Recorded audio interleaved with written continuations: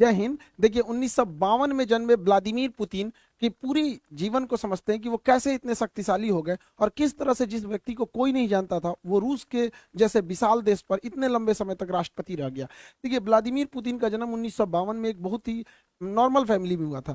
इनके पिता सोवियत संघ में एक नेवी में अपनी सेवा देते थे। उस समय नियम था कि हर परिवार के लोगों को सेना में सर्व करना है, जैसे आज इजराइल में है वहां पर, तो ये नेवी में सर्व करते थे। और इनकी माँ एक छोटी सी फैक्ट्री में वर्कर थी। इनका जीवन बहुत ही साधारण परिवार में बीता। ये पढ़ने में उस समय एक साधारण विद्यार्थी थे। उससे आगे अगर इनकी जर्नी को देखते हैं तो 1975 में ये रूस की खुफिया एजेंसी केजीबी को ज्वाइन करते हैं और 1975 में एक सीक्रेट ऑफिसर बनते हैं। इन्हें कई अलग अलग देशों में भेजा गया देश की सेवा करने के लिए, जहां पे इन्होंने बखूबी अपना रोल निभाया। इनकी जीवन में सबसे बड़ा बदलाव कब आया? जब 1989 में जर्मनी रूस के खिलाफ होने लगा। जर्मनी में पहले रूस का प्रभाव था, ये जर्मनी और रूस में आधे ही जर्मनी के बीच में एक दीवार चलाई गई थी जिसका नाम था बर्लिन की दीवार। इस साइड का हिस्सा रूस से प्रभावित था और इस साइड का हिस्सा अमेरिका से प्रभावित था।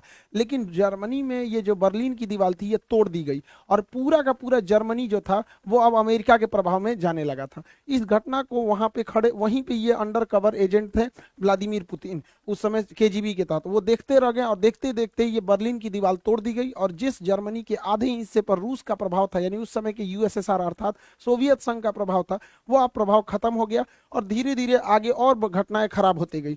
रूस की जो उस समय का नेतृत्व था रूस को संभाल नहीं पाया और एक के बाद रूस में क्रांति बढ़ने लगी। और रूस जो था उस समय सोवियत संघ हुआ करता था, पूरा नाम USSR, union of Soviet socialist Republic. इसमें 15 देश होते थे या 15 देश 1991 यानी 1991 में बिखर गए। इसमें से कौन कौन से देश बिखर? Estonia, Latvia, Lithuania, Ukraine, Moldova, Belarus, Georgia, Armenia, Azerbaijan, Kazakhstan, Kyrgyzstan, Tajikistan, Turkmenistan, Uzbekistan. नक्शा की क्लास में आप सब लोग को याद करा दिए थे। तो अब बच्चों का चीज है ये सब, दुनिया के केंद्र देश कहाँ पे, तो ये तो आप सब लोग को पता ही है। तो टोटल यूएसएसआर 15 भागों में टूट गया, जिसमें सबसे बड़ा भाग जो निकला था वो था रूस, जबकि इसके जितने जो छोटे छोटे देश थे ऐसे 15 देश टूट गए, जिसमें यूक्रेन भी रूस से ही टूटा था 1991 के दशक के समय। उस समय जो रूस के राष्ट्रपति थे मिखाइल गर्बाचोक सबसे लोल राष्ट्रपति रहा था पूरे रूस का। इसने 1989 में अफगानिस्तान में सेना भेजा तालिबान को कंट्रोल करने के लिए, वहीं तालिबान उदय हुआ और फिर वहां से भागना पड़ा, ये उसको भी नहीं कंट्रोल कर पाए। बर्लिन की दीवार तोड़ दी गई, ये उनको भी नहीं कंट्रोल कर पाए। और फाइनली 1991 का यूएसएसआर का बिखराव हो गया। ये सब भी मिखाइल गर्बाचोक के समय हुआ। इन्हें अपने पद से त्याग देना पड़ा और उसके जगह पे आए थे बोरिस येल्सन। बोरिस येल्सन से लोगों को उम्मीदें थी, लेकिन बोरिस येल्सन जो थे महापियक्कड़ आदमी था। ये जहां तहां पीने लगता था, बड़का बड़का बाल्टी में दारू पीता था और नाचने लगता था। स्टेज पे गया देखिए नचनिया के साथ ही नाच रहा है, बताइए राष्ट्रपति नाचेगा? जिस वजह से इसका विरोध होने लगा। बोरिस येल्सन जो थे ये सोचे थे कि रूस जो एकदम सरकारी तंत्र में फंस चुका था, क्योंकि वहां उस समय ये परंपरा थी जो कुछ होगा सरकारी होगा। और आप भारत में देखिए सरकारी चीज में जहां गए, जैसे सरकारी हॉस्पिटल में गए तो आपको फील हो जाएगा कि ये सरकारी हॉस्पिटल, फैक्ट्री में जाएंगे सरकारी फैक्ट्री तो आपको फील हो जाएगा। तो इनको लगा कि अमेरिका की तरह आगे बढ़ना है तो प्राइवेट को आगे बढ़ना पड़ेगा, तो धीरे धीरे न करना चाहिए। इन्होंने क्या किया, सरकारी मशीनरी को धीरे धीरे बंद करना चालू किया, प्राइवेट को आगे बढ़ना चालू किया। इस वजह से जो पहले से अर्थव्यवस्था थी जो चल रही थी वो भी नहीं चल पाई और दूसरा क्या हो गया कि लोगों के अंदर रोजगार जाने लगा, जिस वजह से इनका भी विरोध होने लगा बोरिस येल्सन का। हालांकि बोरिस येल्सन जो उम्मीद लाए थे वो 20 साल आगे उसका असर दिखता, लेकिन इनको उतना आइडिया नहीं था। पियक्कड़ आदमी था, जहां तहां नाचने लगता था यहाँ पर, जिस वजह से लोग इन्हें पसंद नहीं करते थे। और यही एंट्री होती है व्लादिमीर पुतिन की। ये साल हो जाता है 1991 जब यूएसएसआर टूटा और इस समय तक व्लादिमीर पुतिन लेफ्टिनेंट कर्नल बन चुके थे। इस समय इनकी जो मुलाकात होती है वो रूस का सबसे बड़ा जो शहर है सेंट पीटर्सबर्ग के मेयर थे एंटोली सोबचक से मुलाकात होती है व्लादिमीर पुतिन की। और ये क्या करते हैं, सोबचक व्लादिमीर पुतिन को सेंट पीटर्सबर्ग का डिप्टी मेयर बना देते हैं। और यहीं से कहानी शुरू होती है व्लादिमीर पुतिन की। जैसे ये डिप्टी मेयर बनता है, इसने वहां के जितने करप्शन थे उस सबको खत्म करने लगता है, व्यवस्थाओं में सुधार लाने लगता है। यह परिवर्तन सड़कों पर दिखने लगती है और सेंट पीटर्सबर्ग जो कि पूरी तरह से रूस का सबसे बड़ा शहर था, वहां से एक नाम उभर के आता है कि एक नाम व्लादिमीर पुतिन, जिसने सबको सुधार दिया, जिससे कि लोग वहां के प्रभावित होते हैं। लेकिन एक शहर पे कितना काम कर दीजिएगा, नेशनल लेवल तक उतना नहीं पहुंच पाता, उन भी 1991 के समय जब मीडिया उतना ज्यादा नहीं था। लेकिन इसकी नजर जब व्लादिमीर पुतिन की इन कामों की देखते हुए एक बहुत ही उस समय के पावरफुल एडवाइजर हुआ करते थे, राष्ट्रपति के सलाहकार होते थे उस समय, उनका नाम था वेलेंटीना यामासूव। ये वेलेंटीना यामासो जो थे, इनकी एक विशेषता थी कि ये उस समय के जो राष्ट्रपति थे बोरिस येल्सन, उनके ये दामाद थे। तो जिस वजह से आप समझ सकते हैं कि राष्ट्रपति का ही दामाद है तो कितना पहुंच होगा। तो ये जो थे वेलेंटीना यामासोवी, तो वेलेंटीना यामासो जो थे, इन्होंने पुतिन को बुलाया और उनको ने क्या किया कि एडवाइजर रख दिया किसका, बोरिस येल्सन का। इस तरह से पुतिन और बोरिस येल्सन की दोस्ती हो गई। ये एक सलाहकार के तौर पर इनके पास आया और बोरिस येल्सन इन पे बहुत भरोसा करते थे और राष्ट्रपति बोरिस येल्सन पुतिन को हमेशा साथ रखते थे। और धीरे धीरे ये नेशनल लेवल तक ये चेहरा उभरते गया कि करप्शन को खत्म करना, कभी बोल्ड स्टेप्स लेना। इस वजह से पुतिन का कद धीरे धीरे बढ़ता गया। बड़ी बड़ी जिम्मेदारियां बोरिस येल्सन पुतिन को देने लगे। जनता में पुतिन लोकप्रिय होने लगा और इसी दौरान बोरिस येल्सन अपने शराबीपन की वजह से, जहां तहां नाच देने की वजह से अपनी गरिमा को खोते जा रहे थे, जिसे भरपाई करने के लिए 1999 में 1900 इधर भारत में कारगिल की लड़ाई चल रही थी और उस समय 1999 में रूस का प्रधानमंत्री बनाया गया व्लादिमीर पुतिन को। वहां पे प्रधानमंत्री को ज्यादा पावर नहीं है, वहां सारा पावर राष्ट्रपति को, और राष्ट्रपति थे बोरिस येल्सन। तो यहां से एक नेशनल लेवल तक पहचान बन गई पुतिन की। लेकिन पुतिन बहुत ही महत्वाकांक्षी था। वह सोचता था कि हम आगे प्रधानमंत्री से राष्ट्रपति कैसे बनेंगे, क्योंकि वहां सारा पावर राष्ट्रपति के पास था। इसने दिमाग लगाया। तो रूस का जो ये वाला एरिया है, नीचे का एरिया, रूस इतनी तो पूरा बड़ा है, मॉस्को से नीचे का ये एरिया है, इसका नाम है चेचन्या। ये चेचन्या जो था ये रूस से टूटना चाहता था, क्योंकि 1991 में 15 देश टूटे थे, तो चेचन्या कहता था हम भी टूटना चाहते हैं।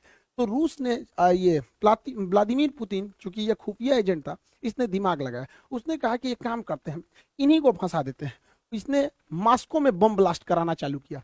ध्यान से समझिएगा, यह बम ब्लास्ट खुद पुतिन करा रहा था, जो खुद उस देश का प्रधानमंत्री, और इल्जाम लगा दिया किस पर, चेचन्या पे, कि चेचन्या के लोगों ने ब्लास्ट कराया है। और ये अगस्त से सितंबर 1999 तक धड़ाधड़ रूस में जहां तहां बम फूट रहे थे। इधर भारत में 1999 में कारगिल हो रहा था, अटल बिहारी वाजपेयी थे, और देखते देखते एक महीना अगस्त से सितंबर 1999 में रूस के शहर मॉस्को, राजधानी मॉस्को में धड़ाधड़ सीरियल ब्लास्ट होने लगे। इस ब्लास्ट में कहीं 10 आदमी मारा जाता है, कहीं 2 आदमी मारा जाता है। ऐसे करते करते मॉस्को में मरने वालों की संख्या 300 हो गई, जिस वजह से भयंकर बवाल हो गया। रूस के लोग अब चेचन्या को देखना नहीं चाहते थे, वो चाहते थे चेचन्या रात से एकदम तबाही किया जाए। अब सोचिए, याद कीजिए 2019 जब भारत में पुलवामा में अटैक हुआ था, हमारे सिपाही शहीद हुए थे, तो किस तरह से बवाल हुआ था कि घुस के मारेंगे आतंकवादियों को। यही चाहता था वहां पर पुतिन भी। पुतिन इसी चीज को चाहता था कि एक बार जनता का समर्थन हो जाए कि मारो चेचन्या को, और यही हो भी गया। 300 लोग जब मरे 1 महीने के अंदर लगातार बम ब्लास्ट में, तो रूस की जनता कही कि मारो ससुरा को। इस बीच प्रधानमंत्री थे पुतिन, पावर तो रहता ही है पुतिन को। अब बोरिस येल्सन जो पियक्कड़ था, शराब पी के पूरा पावर पुतिन को दे दिया, कहा कि चेचन्या को संभालो। इसने क्या किया, पुतिन ने हर सिपाही के चेहरे पर या हेलमेट पर कैमरा लगा दिया और लाइव टेलीकास्ट दिखा दिया कि कैसे मारा जाता है। अब मारा जानबूझ के चेचन्या में। देखिए, जो भी मॉस्को में बम फोड़ा गया था, पुतिन फोड़ा था। ये बात एकदम क्लियर है कि पुतिन फोड़ा था, और उसी ने घुस घुस के मारा चेचन्या में। वहां के लोगों को तो रियलिटी पता नहीं थी और पूरा लाइव दिखाया जा रहा था। ध्वस्त कर दिया पूरी तरह चेचन्या को, और वहां के लोगों को, भाई उनको लगा कि हमने बदला लिया है यहाँ पर, और 80,000 लोगों को मार दिया पुतिन। सोचिए कितना खतरनाक है ये पुतिन। 80,000 चेचन्या के लोगों को मार दिया, खुद ब्लास्ट कराया मॉस्को में, इल्जाम लगाया चेचन्या पे, और घूस के मारा 80,000 लोगों का। पूरा टीवी पे लाइव टेलीकास्ट दिखाया। इससे क्या हुआ कि पूरी दुनिया, पूरे रूस के लोगों ने देखा कि जो उनके घर में 300 को मारा है, पुतिन ने घुस के 80,000 को मारा है। ऐसा नेता होना चाहिए यहाँ पर। पुतिन की रेटिंग एकदम हीरो की हो गई। तो 1999 में जो पुतिन प्रधानमंत्री था, वो राष्ट्रपति से भी ज्यादा फेमस होने लगा, और बोरिस येल्सन पे भ्रष्टाचार के आरोप लगने लगे। और इसी बीच सन 2000 में पहली बार राष्ट्रपति चुनाव जीत गया पुतिन। पुतिन का सपना पूरा हो गया। रूस जैसे बड़े देश की पूरी सत्ता अब पुतिन के हाथ में थी। पुतिन सन 2000 में चुनाव जीते, और 2000 में जब चुनाव जीते तो रूस के संविधान के हिसाब से कोई भी व्यक्ति लगातार 2 बार तक प्रधान राष्ट्रपति ही बन सकता है, 2 बार से ज्यादा लगातार नहीं बन सकता है। तो पहला शर्त ये था रूस के संविधान का। रूस के संविधान का दूसरा शर्त ये कहता था कि कोई भी व्यक्ति प्रधानमंत्री, राष्ट्रपति का जो कार्यकाल रहेगा वो 4 साल का रहेगा। जैसे भारत में 5 साल का है, लेकिन रूस में 4 साल का है। अमेरिका में भी 4 साल का ही होता है, वहां का भी राष्ट्रपति का 4 साल होता है। तो पुतिन राष्ट्रपति बने सन 2000 से 2004 के लिए। इस दौरान इनको पता था कि हमारा जो पहला टेन्योर है वो 4 साल का है, इसमें अच्छा काम करना है।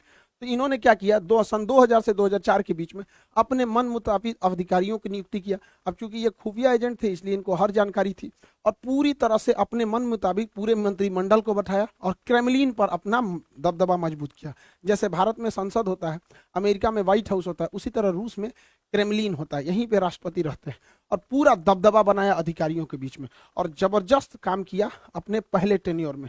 रूस की जो जीडीपी थी वो 93% की रफ्तार से बढ़ी थी। लोगों को लगता था कि भगवान मिल गया पुतिन को, लेकिन पुतिन बहुत महत्वाकांक्षी था। उन्होंने अपना पहला कार्यकाल पूरा किया सन 2000 से राष्ट्रपति के रूप में, सन 2000 से 2004 के बीच में। एक टेन्योर हो गया, 4 साल का ही होता है। दूसरा टेन्योर उन्होंने पूरा किया 2004 से 2008 के बीच में। अब यहां तो हो गया रूस के शर्त के हिसाब से आप 2 बार से ज्यादा नहीं रह सकते राष्ट्रपति। इसके बाद ये क्या किया कि प्रधानमंत्री का चुनाव लड़ लिया। देखिए 2 बार तो राष्ट्रपति रहे, और उसके बाद 2008 से 2012 तक ये प्रधानमंत्री बन गए, प्राइम मिनिस्टर। और क्या प्राइम मिनिस्टर बनने के बाद अपने एक चमचा को राष्ट्रपति का चुनाव जितवा दिए, जिसका नाम था देमेत्री मेहदेव। देमेत्री मेहदेव ये कहने के लिए 2008 से 2012 के बीच में राष्ट्रपति थे, ये कहने के लिए राष्ट्रपति थे, और उसी दौरान ये क्या थे, प्रधानमंत्री। ये इतना शातिर इंसान है कि संविधान में संशोधन कर दिया और कहा कि इस दौरान राष्ट्रपति की शक्तियां प्रधानमंत्री के पास आ जाएंगी। तो ये काम के राष्ट्रपति रह गए, और ये पूरी की पूरी शक्ति का प्रयोग 2008 से 2012 के बीच में व्लादिमीर पुतिन ने किया। अब यहीं से रूस के संविधान का वह प्रावधान भी प्रभाव से हट जाता है, क्योंकि रूस का संविधान बस यही कहता है कि कोई भी व्यक्ति 2 लगातार टर्म्स को नहीं रह सकता है। तो 2 लगातार हो गया, उसके बाद एक बार के लिए इसको बना दिया, जब तक ये राष्ट्रपति था इसका सारा पावर खुद यूज किया, तब तो अब इसके बाद ये उठ सकते थे पुतिन। अब क्या हुआ, पुतिन फिर 2012 में राष्ट्रपति के लिए खड़े हुए, क्योंकि सारी पावर राष्ट्रपति के पास रहती थी। तो 2012 से 2016 के बीच में पुतिन राष्ट्रपति रहे, और जब ये राष्ट्रपति देना तो फिर संशोधन किए कि जो पावर प्रधानमंत्री राष्ट्रपति से प्रधानमंत्री को दिया गया था वो वापस पावर प्रधानमंत्री से राष्ट्रपति को दिया जाता है। खिलवाड़ करके रखा ही इंसान देश के साथ। तो 2012 से 2016 तक के बीच में ये राष्ट्रपति रह गया। 2016 में फिर चुनाव हुआ, क्योंकि 4 साल पे होता है। 2016 से 2020 तक ये फिर से राष्ट्रपति बने, और 2020 में ये संशोधन कर दिए कि ये बंदा 2036 तक राष्ट्रपति रहेगा।